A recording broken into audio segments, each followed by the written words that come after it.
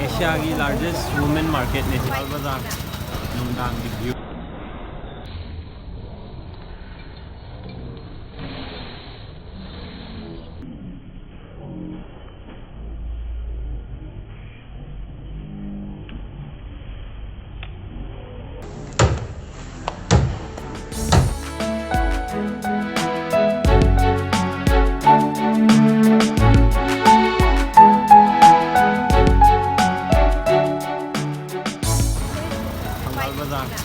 Nungdang view.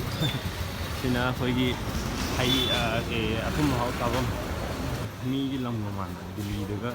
lerak chatla kan da sana leiba ade ma man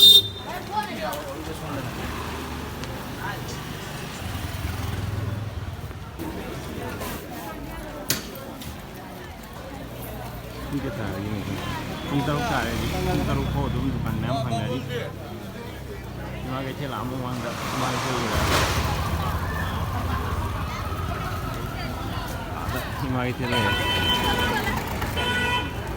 Nungdang da zo pochai ko khom phom bi myam lei mai ben myam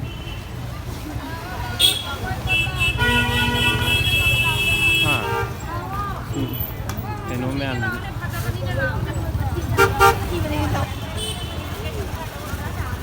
Nungdang da ken na phajai Ema Keithel da ma myam sida mi pochai yola mi myam lei bi sai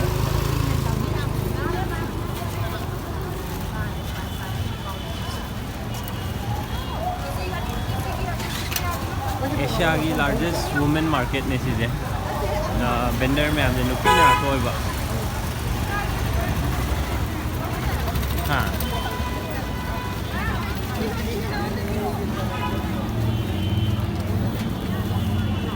henjang na pi lei ge tau ne do lei bai tam ne na khangre lei ro da na de karam bana phadigom aphaba silai ne phadigom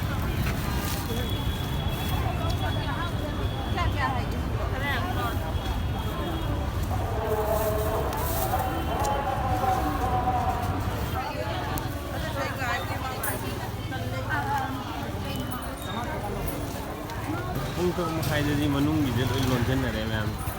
Ito mapangi singdi kung ito makay na so yung pammi di bazar di full of plastic ma'am jo.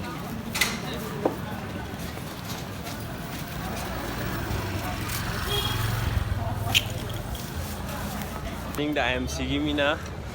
nong magi puthorok pa bazar da puthorok pa sai amot pa ma'am do. Moina sim bagari am laga sana sengtokpagi thabak tawbi nungdang yorokanda yam phaba IMC gi side tagi yam phaba step ne sumaina y ke ga ju sitlaga loi khomjal la matungda sida silije khomjal la matungda hujiki gari maning gi gai ji hapaga puthokki doine IMC bu yam thagat phongduk seri nungdang gi mapan lam ga male akhoi thai ji ju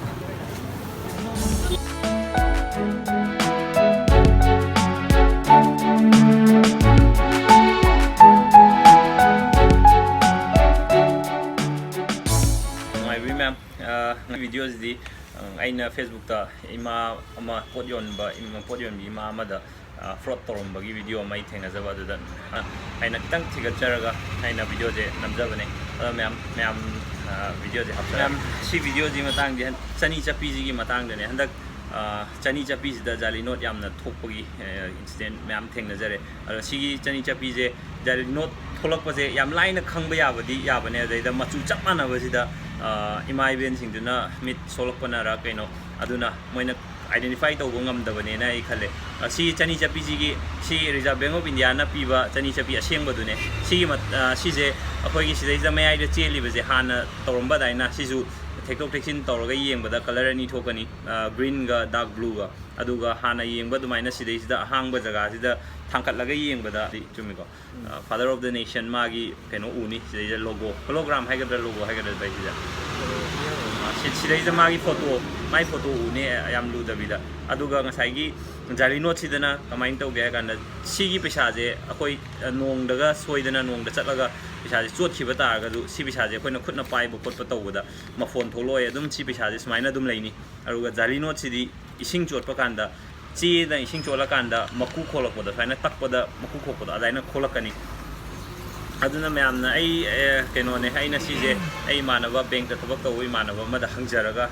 sigi matang jida aina mayam da information kitang share tawnimbagi aina tawjaragoni mayam sigi matang dai ka henba knowledge laite araida imai ben paisa wana tanjaba singda smaina fraud tawiba tholakpa singje sije tawidanaba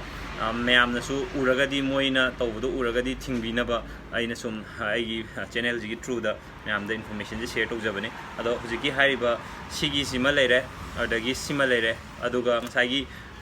machu chapmane paper quality khenai sigi ahum jikatane aina khangjaba ado mayamna atai akhangba leibiragasu kamain tawbuno haibado comment da adum pibiro aduga ai mathangi blog ta mayam da share tawbu yabu mongda ai soidna samjarake ado mayam section minaji sumba fraud mayam dagi kannaba koi mayam punna khona minaje adugi aduga IMPHAL akoigi nomugi chara tanjariba singda sumaina tawbibase tawbiganu mayam moina target anamba tawisi ju sumba da tawu ngakta male akoigi IMPHAL mit su khara sokchalaba mayam sida tawbiba male mayam si yaragadi tawbiganu fake note sembaje tokpiu adudi mayam atenba video se yengbibe damakta thank you video sibu like to view subscribe to view masung share to view bye bye